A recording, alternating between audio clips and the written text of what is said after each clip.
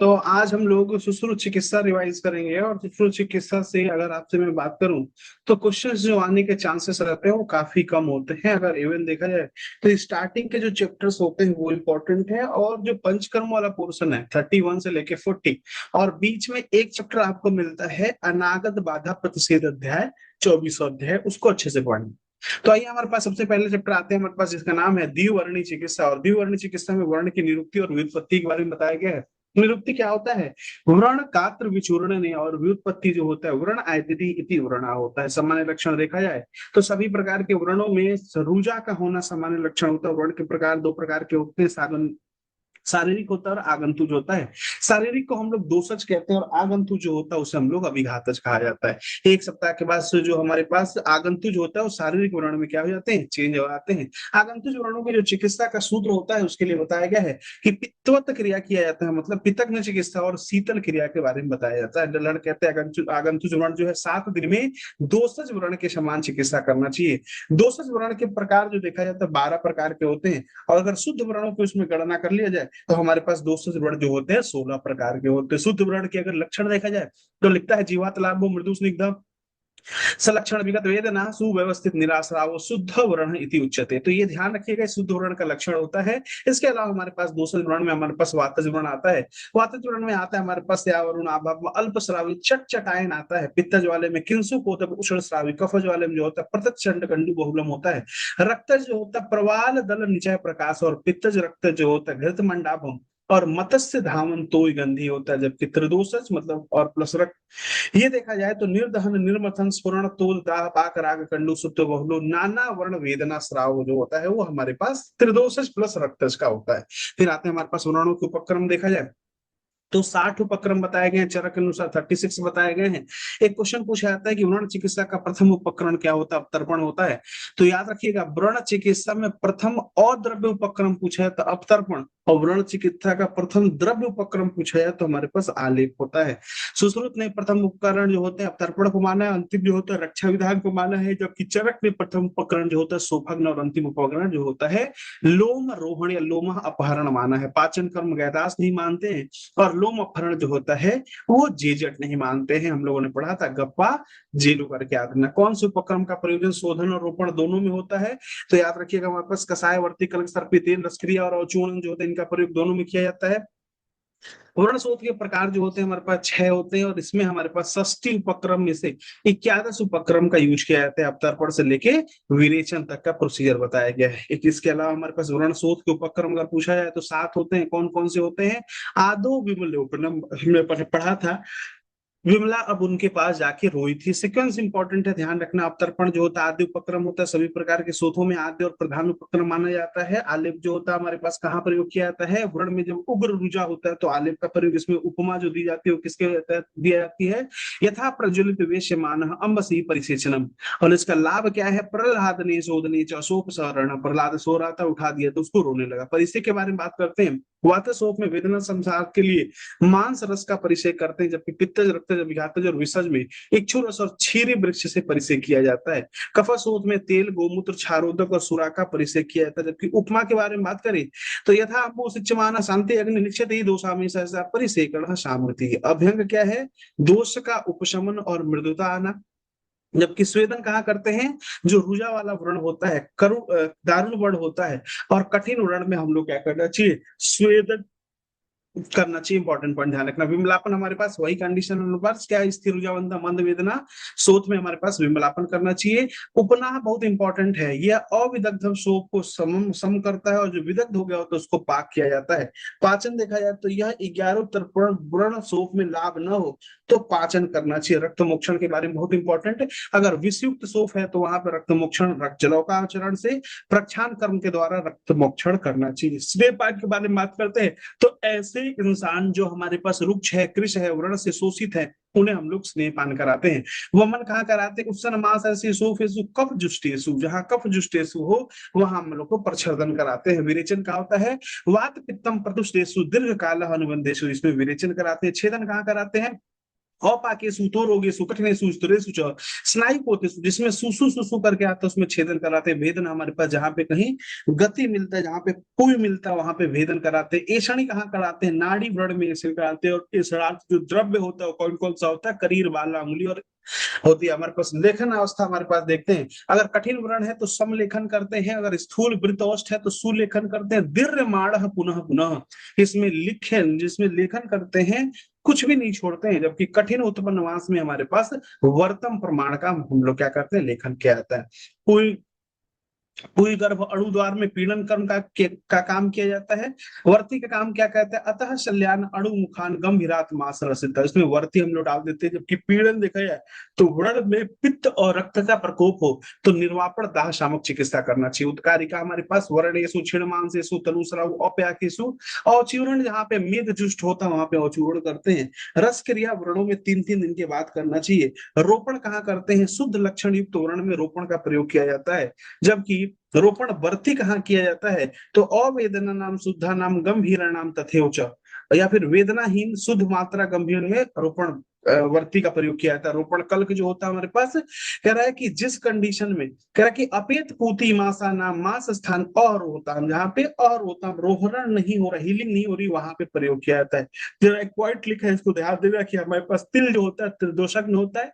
तिल त्रिदोषज्ञ कैसे होता है, तिल के अंदर मधुर स्निग्ध उष्ण गुण होता है जिस कारण वात का नाशक करता है। तिल के अंदर कषायतिक्त मधुर रस होता है, पित्त का नाश करता है। तिल के अंदर उष्ण कषायतिक्त होने के कारण कफ का नाश करता है। और तिल का प्रयोग नींब पत्र मधु के साथ शोधनार्थ करना चाहिए।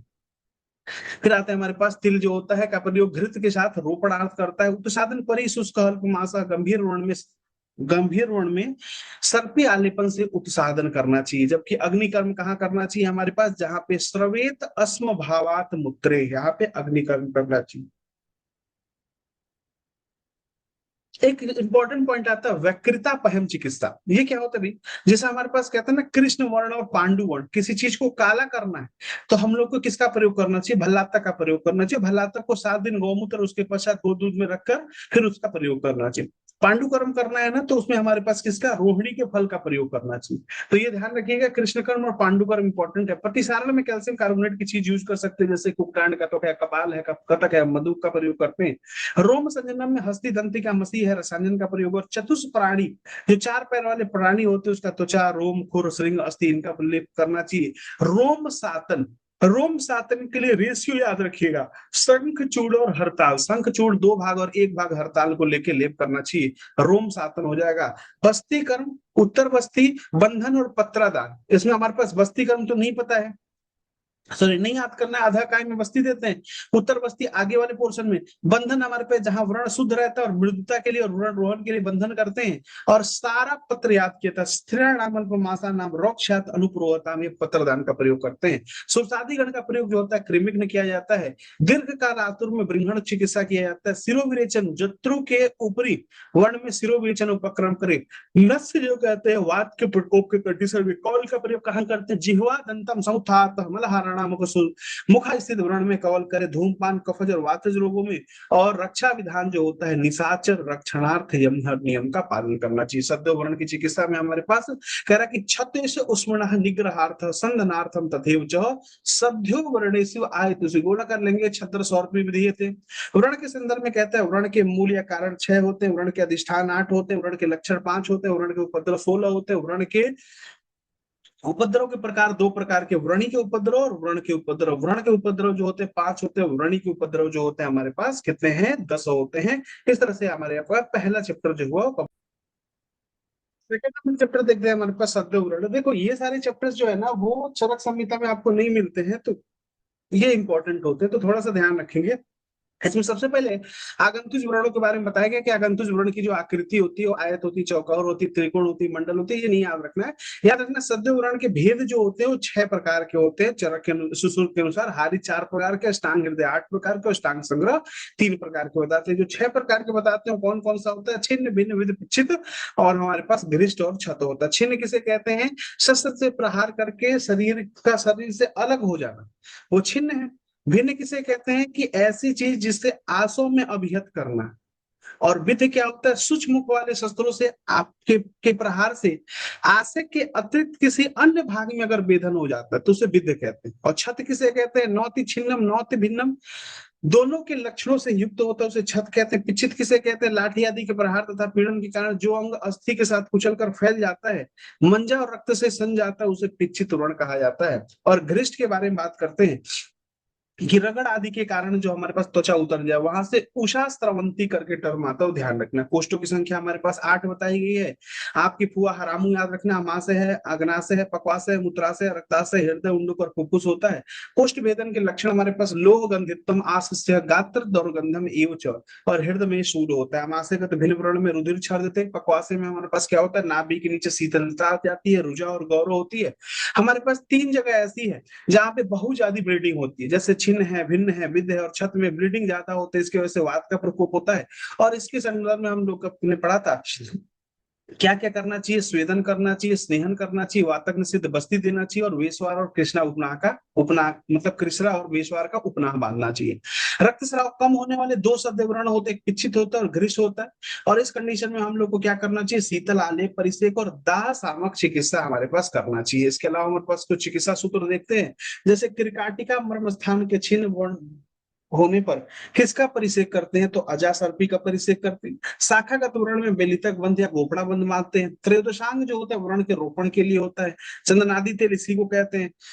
पृष्ठ में व्रण होने पे उतान सेन, उरा में व्रण होने पे अधोमुख शयन, सर्व नेत्र अभिघात में बकरी के घृत का उत्तम माना जाता है। कोष बंध कहाँ बांधते हैं, जहां पूरी तरह से शाखा टूट जाती है। गोपड़ा हमारे पास जब अंड कोष बाहर निकल जाते हैं तो गोपड़ा बंध बांध के तुन्न सेवनी से सेवन कर देते हैं। मेद की वर्ती अगर शरीर से बाहर निकल गई हो तो कषाय भस्म कृष्ण मृतिका चूर्ण छिटक कर उस पे क्या करना चाहिए, बांध देना चाहिए। मेदवर्ती का अगर छेदन नहीं करते हैं तो आटो में मर जाओगे, सूल से तो आटो उदर सूल और मृत्यु हो गए। बालवर्ती का प्रयोग हम लोग करते हैं, सिर में चोट लग गया तो बालवर्ती का प्रयोग करते हैं, नहीं डालते हैं तो हमारे पास क्या होता है, मस्तूलों का स्राव होता है।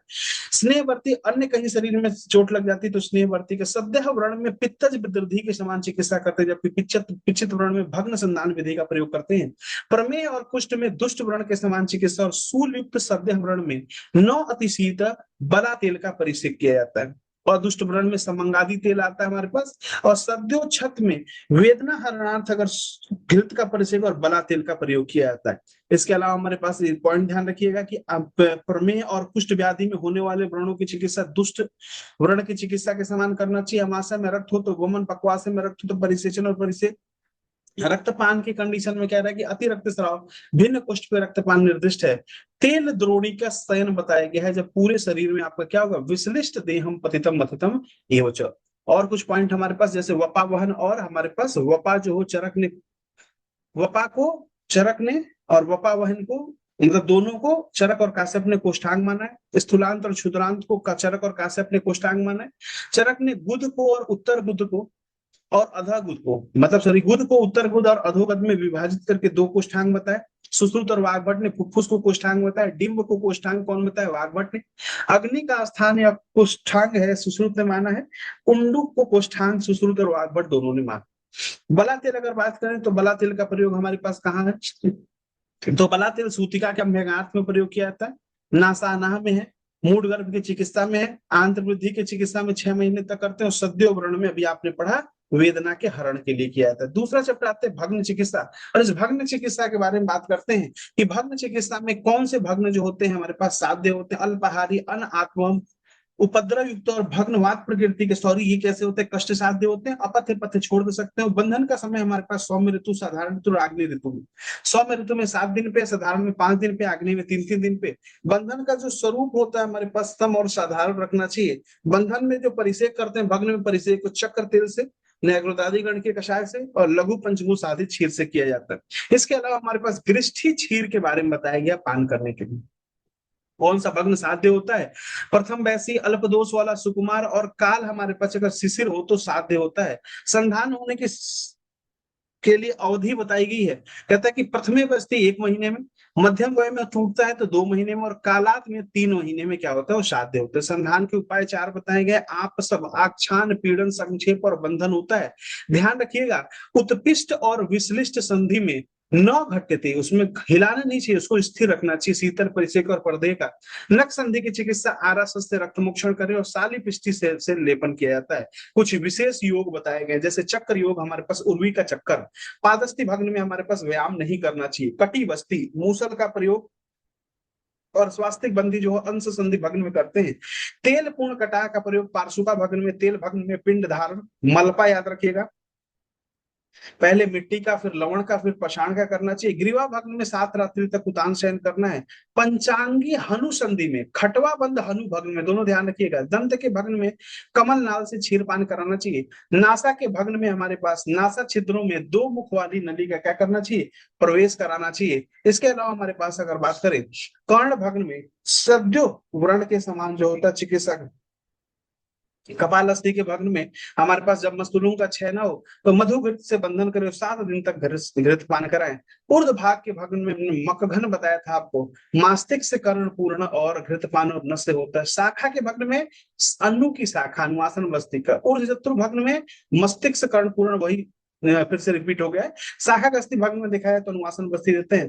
कपाट सन मोस्ट इंपॉर्टेंट है, कहाँ है, जंघा है, उरु है, श्रोणी है, पृष्ठवंश अक्षक और अक्षक अस्थि में करते हैं। एक याद रखिएगा, इसमें 5 कील लगाने का विधान बताए। चिकित्सा का प्रयोग भग्न प्रसाधक तेल, गंध तेल के बारे में, गंध तेल सुश्रुत ने कहाँ कहाँ बताया है, तो सुश्रुत ने जो भग्न में बताया है, और अगर आप चरक पढ़ोगे तो कर्णशूल में बताते हैं। गंध तेल का जो प्रमुख घटक होता है कृष्ण तिल का होता है, और गंग तेल में जो तेल होता है 4 गुना होता है। इसकी फलश्रुति क्या होती है, सर्ववात विकार और मुखम च पदि प्रत्यम च सुनती, ये ध्यान रखिएगा। फिर आते हैं हमारे पास सुश्रुत ने ग्रीवा भग्न में उतान अवस्था में सोने के लिए बताया। काश्यप पढ़ोगे तो काश्यप में उतान अवस्था में उदर सूल में बताए गए, और वाग्भट अधोमुख का शयन बताते हैं, मुख रोग के व्याधि का हेतु होता है। ठीक है, सुश्रुत के अनुसार मुस्क भेद में स्नेह सेक वर्ज है, कफज वृद्धि में विमलापन वर्ज है, स्तन वृद्धि में उपनाह वर्ज है, चरक के अनुसार उरोस्तम में पंचकर्म वर्ज है, छिद्रोदर में स्वेदन वर्ज है, और कफज के समान चिकित्सा करनी चाहिए, और विसर्प में स्नेहन वर्ज है। पॉइंट ध्यान रखिएगा। चंदन आदि तेल का रोगाधिकार सुश्रुत वर्ण रूप में बताते हैं, जबकि चरक दाह जन्य हमारे पास ज्वर बताते हैं। वात व्याधि की चिकित्सा में आमाशयगत वात व्याधि में छर्दन कराते किसके द्वारा, सड़धर चूर्ण के द्वारा। इसमें इसका कोड क्या था, हम लोगों ने छिपका पढ़ा था। पक्वाशयगत वात में हमारे पास स्नेह विरेचन होता है, और क्या है, शोधन द्रव्य के बस्ती का प्रयोग किया जाता है, ये भी इंपॉर्टेंट पॉइंट है। और क्या है, बस्तीगत वात में बस्ती शोधन, कर्णगत वात में वातहर चिकित्सा किया जाता है, और त्वचा मांस सिरागत में स्नेहन अभ्यंग उपनाह मर्दन और लेप करते हैं, जबकि स्नायु संधि और अस्थिगत वात में स्नेह उपनाह अग्निकर्म बंधन और मर्दन किया जाता है। अस्थिगत में हमारे पास इंपॉर्टेंट है, पाणी मंत्र शस्त्र से क्या करना चाहिए, अस्थि का छेदन करना चाहिए, और 2 मुख वाली नाड़ी से अस्थिगत वायु का अचूषण करना चाहिए। शुक्रगत वात में शुक्र दोष को खत्म करने वाली चिकित्सा, जबकि सरोगत वात में हमारे पास क्या है, अवगाह है, कुटी है, करसु है, प्रस्तर स्वेद है, अभ्यंग का प्रयोग, रक्त मोक्षण का प्रयोग, और एकांक वात में श्रृंग के द्वारा रक्त मोक्षण करना चाहिए। जहां पे सुप्त वात की कंडीशन है वहां पे बार बार रक्त मोक्षण कराइए। और सिरोगत वात में हमारे पास स्नेह की मात्रा कितनी, 1000 मात्रा तक सिरोबस्ती और रक्त मोक्षण का प्रयोग करना चाहिए। वात रोग में कुछ देय चीजें बताई गई है, क्या क्या, जैसे सर्वांग और एकांग में बस्ती उत्तम बताई गई है, सालवण घृत, तिलव घृत, अणु तेल के बारे में। अणु तेल के बारे में थोड़ा ध्यान रखना है हमारे पास, कह रहा है कि तेल पिए हुए कोल्लू के सूक्ष्म टुकड़े से निर्मित कारण इसे क्या कहते हैं, अणु तेल कहा जाता है। वात रोगी में 3 लवण बताए गए, पत्र लवण, स्नेह लवण, कांड लवण और कल्याणक लवण बताए गए हैं। लवण जो होता है कैसा होता है, विषेंदन, उष्ण, दोष पाचक, संस्कारी और अधिक पाचनशील होने के कारण वात रोगों में प्रशस्त होता है। कल्याणक लवण की फलश्रुति क्या है, विसंध्यात उष्ण भावात दोषाणाम च विपाचनात् संस्कारः पाचनात् इदम वात रोगेषु सस्यते। इसी के साथ 5वां चैप्टर हमारे पास आता है महाव्यात व्याधि, और यहाँ पे वात रक्त के 2 भेद बताए, उतान और गंभीर। इसमें दूषित रक्त होता है, वायु जो होता है कुपित होता है। वात रक्त व्याधि जो होता है कुष्ठ के समान ही होता है। सुश्रुत के अनुसार ये 2 प्रकार का नहीं है, लेकिन ये इसके स्टेजेस होते हैं, पहले ये उतान रहता है, बाद में गंभीर हो जाता है। अतः 2 भेद नहीं मानना चाहिए, लेकिन यही एक ही व्याधि के 2 अवस्थाएं होती है। पूर्व रूप क्या होता है इसका हमारे पास, तो याद रखना, तोद दाह कंडू शोकस्तम तक पारुष्य में याद रखिएगा। स्या अरुण करण की मंडल उत्पत्ति अकस्मात पाणीपात तल और अंगुली गुल्प और मणिबंध में होता है, जबकि चरक निदान प्रायः सुकुमार सुश्रुत भी ऐसा ही बताते हैं। चिकित्सा इसका गुण हरित की है, पिपली वर्धमान रसायन इंपॉर्टेंट है, 5 या 10 पिछले से प्रारंभ करेंगे। पिंड तेल का प्रयोग, पुराने घृत का प्रयोग, और बार बार रक्त मोक्षण कराते हैं, और बला तेल का प्रयोग। वात प्रधान वात रक्त, पित्त में रक्त प्रधान और कफ प्रधान में द्रव्य है हमारे पास। वात प्रधान में पहले रक्त मोक्षण करें, पित्त प्रधान में क्या करते हैं, पित्त ज्वर चंदन आदि कषाय का प्रयोग करें, और रक्त प्रधान में बहुशल्य शोणित अवसेचते, कफ प्रधान वाला गुण हरित का प्रयोग किया जाता है। जबकि वात रक्त की साध्यता साध्यता देखा जाए तो नया नया है, साध्य है, चीरकाल है, याप्य और एक व साल का जीर्ण है, तो हमारे पास वो भी याप्य है, श्रुत निदान स्थान में पढ़ा है आपने।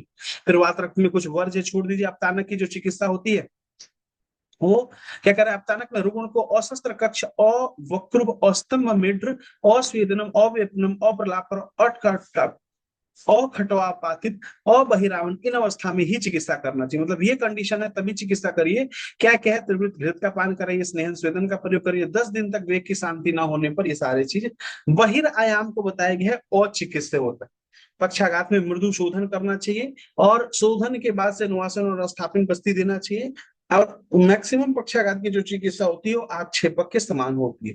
इसमें अभ्यंग जो है अणु तेल से, उपनाह जो होता है सालवण होता है, और अनुवासन जो होता है बला तेल से किया जाता है।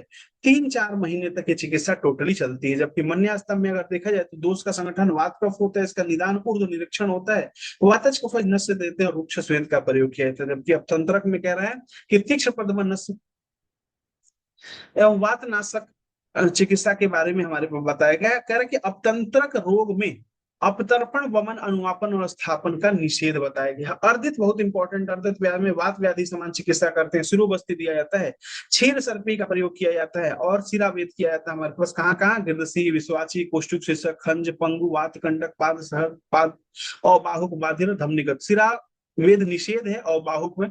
लेकिन जब आप सुश्रुत शारीरिक स्थल के 8वां चैप्टर पढ़ोगे तो अबाहुक में शिरा वेद का भी बताया गया। कर्णशूल में हमारे पास वात व्याधि के समान चिकित्सा नाड़ी स्वेद करते हैं।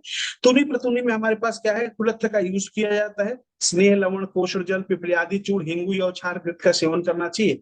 आद्यमान की जो चिकित्सा होती है वो क्या होती है, अपतर्पण पानी ताप से क्या करता है, प्रयोग किया जाता है। फलवर्ती वस्तीकर्म और लंघन। प्रत्यात्मान की चिकित्सा हमारे पास याद रखिएगा क्या है, पहले छर्दन कराते हैं, अपतर्पण कराते हैं और तदंतर दीपन करते हैं। पर तो दो चीज याद रखिएगा, आद्यमान की प्रथम चिकित्सा अपतर्पण है और प्रत्यात्मान की प्रथम चिकित्सा छर्दन हो। अशिला और प्रतिशिला व्याधि में गुल्म और अभ्यंतर विद्युद्धि के समान चिकित्सा करना चाहिए। और हिंगवादी चूर्ण जो होता है वो किस किस चीज का नाशक होता है, काश श्वास आद्यमान नातुनी प्रतुनी बस्तीसूल, और यह मूत्र क्या होता है। कल्टीवेशन में हमारे पास देखते हैं जो उरु स्तंभ है, उरु स्तंभ में क्या है, इसमें 200 संगठन देखा जाए तो कफ मेदा आवृत होता है। इसका लक्षण वही हमारे पास जो हम लोगों ने पढ़ा था, गुरु अस्थिर उरम न, उसका पैर खुद का नहीं लगता। चिकित्सा में षडधरण प्रयोग करते हैं लेकिन स्नेह नहीं निस्नेह करते, पिपलियादि गण का प्रयोग करते हैं, गोमूत्र का प्रयोग शिला जंतु के साथ करते हैं, गुगलू कल्प का प्रयोग करते हैं। देखो नवीन गुगलू ब्रिंघण और वृक्ष होता है, पुराना गुगलू जो होता है अपकर्षक होता है। गुगलू के पर्याय जो होता है यक्ष धूप कौशिक होता है, इसका लैटिन नेम कोमिफोरा मुकुल होता है, इसका इंग्लिश नेम इंडियन बडेलियम होता है, और इसकी फैमिली जो होती है बर्सरेसी होती है। जबकि गुगलू के बारे में कहता है कि इसका रस कटु विपाक कटु वीर्य जो होता है उष्ण होता है, सुगंधित उष्टि कोषग्नम तीक्ष्ण उष्ण कफवातग्नम। और क्या होता है हमारे पास, ये अग्नि का दीपक, और इसका 1 महीने तक सेवन करने से सारे प्रकार के रोगों का क्या हो जाता है। जब इसका नाम है अर्श चिकित्सा, और अर्श में आपको पता होगा चिकित्सा के जो चारों उपाय है उसको फॉलो किया जाता है। दो ही ऐसे रोग हैं, एक तो अर्श है और एक पश्चिमकोप है, जहाँ पे चिकित्सा के जो चार हमारे पास पैटर्न है, मतलब औषधि है, क्षार है, अग्नि और शस्त्र, चारों का प्रयोग किया जाता है। इसमें औषधि का प्रयोग कब करेंगे, जब जो हमारे पास अर्श कैसा हो, बहुत लंबे समय का ना हो, अल्प दोष वाला, लक्षण वाला, अल्प उपद्रव वाला हो। जब मृदु प्रसिद्ध अवगाढ़ उच्छ्रतानी हो तो हमारे पास क्षार का प्रयोग। अग्नि कब करेंगे, जब कर्कश स्थिर पृथु कठिना नाम हो और तनु मूल उच्छ्रतानी क्लेद युक्त होता है तो शस्त्र का प्रयोग किया जाता है। अगर बात करें हमारे पास क्षार कर्म के बारे में, तो क्षार कर्म जो हम लोग लगाते हैं तो कितने देर तक प्रतीक्षा करते हैं, 100 मात्रा। कर्ण अर्श और नासार्स में जो प्रतीक्षा करते हैं वो 50 मात्रा करते हैं। कब हम लोग क्षार कर्म न करें, जब वो कैसा दिखने लगे, पक्को जम्बू प्रतिकाशा। इसके अलावा हमारे पास क्षार पश्चात क्या क्या प्रयोग करते हैं, धान्याम्ल दधिमस्तु सुक्त अम्ल फल रस का प्रयोग किया जाता है। बहुत अर्श एक साथ हो तो पहले एक एक सप्ताह में एक एक की चिकित्सा करें। और दवा पियो, याद रखना सबसे पहले हमारे पास दाएं फिर वाम फिर कृष्ण, फिर हमारे पास क्या करते हैं, अग्र की चिकित्सा किया जाता है। वातज कफजर्स में अग्नि और क्षार कर्म, पित्तज में हमारे पास औषधि और मृदु क्षार का प्रयोग करते हैं।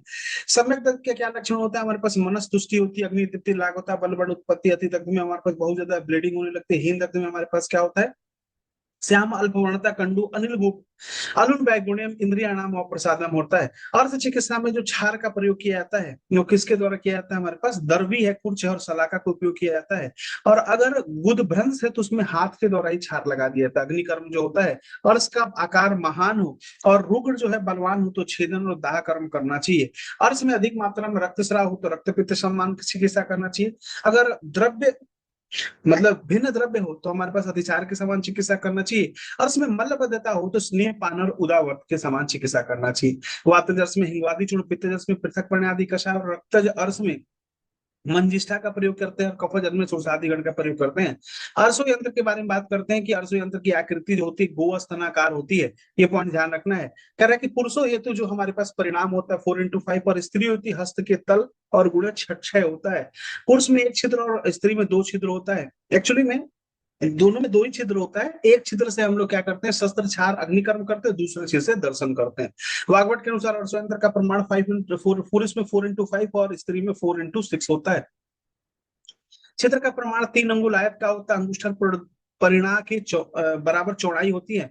कर्णिका ऊपर के 1 अंगुल भाग या आधा अंगुल नीचे की रुकी हुई गोल कर्णिकाएं होती हैं। वातज दोषानुसार अगर रस की चिकित्सा देखा जाए तो वातज अर्श में हमारे पास नेहन स्वेदन वमन विरेचन स्थापन अनुवासन, पित्तज अर्श में विरेचन और रक्तज में संसमन, बहुत इंपॉर्टेंट कफज अर्श में श्रृंगवेर और प्लत का प्रयोग किया जाता है। इसकी चिकित्सा में गुड़ हरित की, गोमूत्र सिद्ध हरित की, हिंगवादी सॉरी द्विपंचमाला आदि योग और पिपली आदि योग का प्रयोग करते हैं। भल्लातक वर्धमान रसायन जिसमें हमारे पास पहले 1 से शुरू करते हैं और 5 तक जाते हैं, फिर 5 बढ़ाते जाते हैं, 70 जाते -5, फिर जब -5 आ जाए तो हमारे पास कुल 1000 करना होता है। 1 सुत्ती मात्रा में भल्लातक तेल का सेवन। प्रमेय नाशक हमारे पास हल्दी होती है। 16 प्रकार के प्रमेयों के इसी प्रकार सारे प्रकार के कुष्ठ के नाशक खदिर और विजय सार होता है। अर्श नाशक क्षार अग्नि और सर्वर्ष नाशक कुटज और भल्लातक होता है। कहते हैं कि यथा सर्वाणी कुष्ठानी हतः खदीर बीज को तथेव अर्शांसी सर्वाणी वृक्ष को अरुषकरो हरिद्रायाम प्रयोगेण प्रमेह इव षोडशाम क्षार अग्नि न वर्तते तथा दृश्य बुधो उद्भवा। ये लाइन आपको ध्यान रखना है किसके संदर्भ में, अर्श के संदर्भ। नेक्स्ट आते हैं हमारे पास 7वां नंबर चैप्टर जिसका नाम है असमरी चिकित्सा। और असमरी को हमारे पास कौन सा कहा गया, एक दारुण व्याधि होती है और यह औषधि जो होती है अगर हमारे पास नवीन होती है तो औषध साध्य होती है और पुरानी होती है तो शस्त्र चिकित्सा के द्वारा साध्य किया जाता है। इसके अलावा हमारे पास असमरी भेदन एक योग बताए गए और कुछ गण बताए गए हैं। गण कौन कौन से, पाषाण विधादि गण होता है, कुसर्गादि जिसमें पित्तज होता है और विरत्य आदि उष्कादि और रुणादि गण होता है। असमरी बीज को हम लोग असमरी को गोक्षुर के बीज और मधु के साथ भेड़ के दूध में मिलाकर 7 दिन तक सेवन करे तो अस्मरी का क्या होता है, भेदन हो जाता है। अस्मरी के लिए सुश्रुत संहिता के 38वें अध्याय में आपको पढ़ा होगा विरत्य आदि गण और उष्क आदि गण जो होता है हमारे पास अस्मरी के नाशक होता है। अस्मरी के संदर्भ में बताया गया है क्या कि अक्रिया नाम ध्रुवम मित्रम क्रिया नाम संशयो भवति। सुश्रुत ने अस्मरी के लिए, चरक ने सन्निपातन मूड और हारित ने जलोदर के लिए और वाग्भट ने मूड गर्भ के लिए बताया। अस्मरी में सत्कर्म जो होता है कैसे कहते हैं, भोजन कराने के पश्चात कराते हैं। ये पॉइंट ध्यान रखना है। इसमें क्या क्या हमारे पास पूर्व कर्म प्रधान कर्म में, प्रधान कर्म में क्या क्या होता है हमारे पास कि सेवनी के वाम दिशा में छेदन करना चाहिए। सेवनी से यौ मात्र अंतर छोड़कर अस्मरी के प्रमाण में जितना छेदन कर सकें और अग्र यंत्र से अस्मरी का निर्वहन कर लेना चाहिए। ये पॉइंट आपको ध्यान रखना है। इसके अलावा हमारे पास अस्मरी आहरण के लिए अग्रवक् यंत्र का प्रयोग, मूत्र मार्ग अस्मरी के लिए बड़ी यंत्र का प्रयोग और वाग्भट ने सर्प फण मुख यंत्र से इसको आहरण करने का संदर्भ बताया। बाकी आपको जस्ट रीड कर लेना, इंपॉर्टेंट नहीं है। पश्चात कर्म में गुण साहित्यम का प्रयोग किया जाता है। अस्मरी संस्कर्म के 1 साल का पथ्य का पालन करना चाहिए। जो सबसे इंपॉर्टेंट और जो पीजी के एग्जाम में आपसे पूछा जाएगा ये आपके सामने लिखा हुआ है। अस्मरी निर्वहन के समय हमारे पास 8 मर्मों की रक्षा करना चाहिए। कौन कौन से, मूत्रवा, शुक्रवा, मुस्कुआ, मूत्र प्रसेक, सेवनी, योनि, गुदा, बस्ती। तो हमारे पास क्या है, बस्ती गुदा, इसका लक्षण जो है वो हम लोगों ने मर्मविद अध्याय में पढ़ चुका है। मत जो मूत्रवा होता है इसमें होता है क्या, इसके चोट लगने से बस्ती की मूत्र में पूर्ण होने से मृत्यु हो सकती है। शुक्रवा में कैलब्य के साथ मृत्यु होती है और मुस्कुआ में ध्वजभंग और मूत्र प्रसेक में मूत्र प्रक्षरण होता है। सेवनी और योनि में रुजा का प्रादुर्भाव होता है। ये 2 चीजें हम लोग को नीचे वाला जब हम लोग मर्म का चैप्टर पढ़े वहां पे हम लोगों ने ध्यान दिया है, वो वहीं से आता है। तो 8 मर्मों की रक्षा करना चाहिए, ऐसा आप। नेक्स्ट हम लोग देखते हैं भगंदर चिकित्सा के बारे में। तो भगंदर जो होता है वो 5 प्रकार के होते हैं। सुश्रुत के अनुसार हमारे पास 5, भागवत के अनुसार 8 प्रकार के होते हैं। बोलते हैं कि सारे भगंदर जो होते हैं हमारे पास कृक्ष शादी कंडीशन में आते हैं ना। मतलब जो हमारे पास सम्मुखावर्त और जो शल्यागंतुज वाले होते हैं ये तो असाध्य होते हैं। बाकी शेष भगंदर जो होते हैं कृच्छ साध्य होते हैं, जिसमें वातज को हम लोग सतकोना कहते हैं, पित्तज को उष्टगिरीव कहा जाता है, कफज को परिश्रावी, सन्निपातज को सम्मुखावर्त और उन्मार्गी को आगंतुज भगंदर कहते हैं। वाग्भट ने 3 एक्स्ट्रा बताया, पार बताया था आपको याद करने के लिए, परिक्षेपी होता है, अरसो भगंदर होता है और क्या होता है, ऋजु होता है। इसके अलावा असाध्य भगंदर कौन कौन से और कृच्छ साध्य भगंदर वो मैंने आपको बता दिया। भगंदर पीड़िका में जो चिकित्सा होता है, जो षष्ठी उपक्रम का 11 उपक्रम होता है, अभी याद करते हैं, अब तर्पण से विरेचन का प्रयोग करना चाहिए। और भगंदर में पीड़िका पक्व हो जाने पर स्नेह और अवगाह का प्रयोग करना चाहिए। और अंतर्मुख भगंदर में शस्त्र छार और अग्नि का प्रयोग करना चाहिए। आपको ध्यान रखना है सतकोनक में हम लोग को छेदन करना है, और कैसा छेदन करना चाहिए, लांगलक, अर्धलांगलक, सर्वतोभद्रक और गोतीर्थक होता है। एक लाइन आता है, तस्मात् न विपरीत कार्य वर्ण आस्तु सतकोनक, इस पन्नों के लिए कहा गया, ध्यान रखेंगे।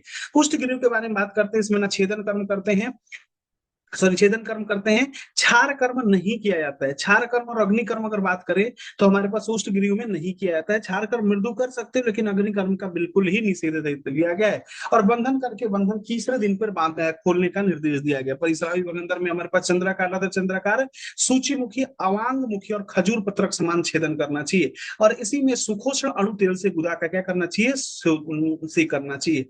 त्रिदोषा जो साध्य होता है, इसमें हमारे पास शस्त्र कर्म से उत्कर्तन करने का निर्देश दिया गया है। और जम्बोष्ट अग्निवर्ण तप्त से सलाका से, मतलब जम्बोष्ट सलाका से अग्नि कर्म करना चाहिए। और कृमि है तो कृमि में चिकित्सा करना चाहिए। एक्चुअली में भगंदर जो होता है प्रत्याख्य होता है। कुछ इंपॉर्टेंट पॉइंट जो ध्यान रखना है कि शिशु भगंदर में विरेचन, सस्तम, क्षारकर्म, अग्निकर्म नहीं करना चाहिए।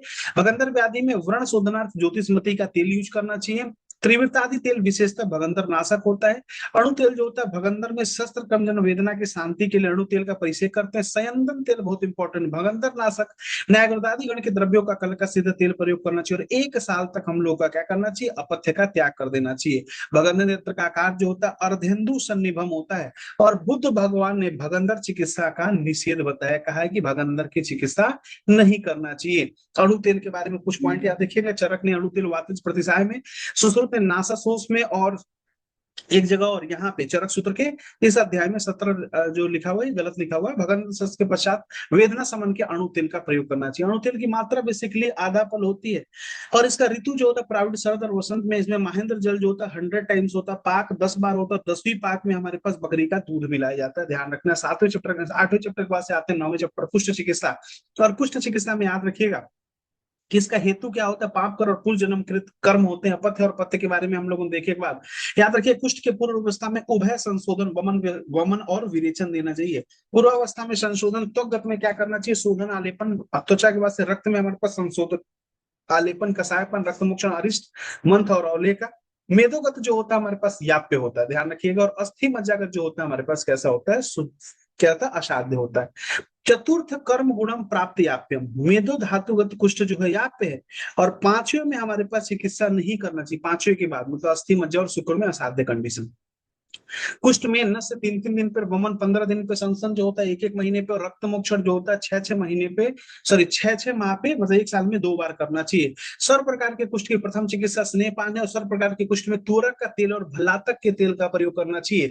घृत बताया गया, तिक्तक घृत, महातिक्तक घृत। और एक लेप बताया गया, मतलब सॉरी सिद्ध लेप, सुश्रुत में 7 बताया गया और चरक में हमारे पास 6 बताए गए। कुष्ठ नाशक योग बताया गया, जैसे कृष्ण सर्प भस्म का लेप, नील घृत और महानील घृत, वज्रक तेल, महावज्रक तेल, लाक्षादी तेल के बारे में बताया गया है।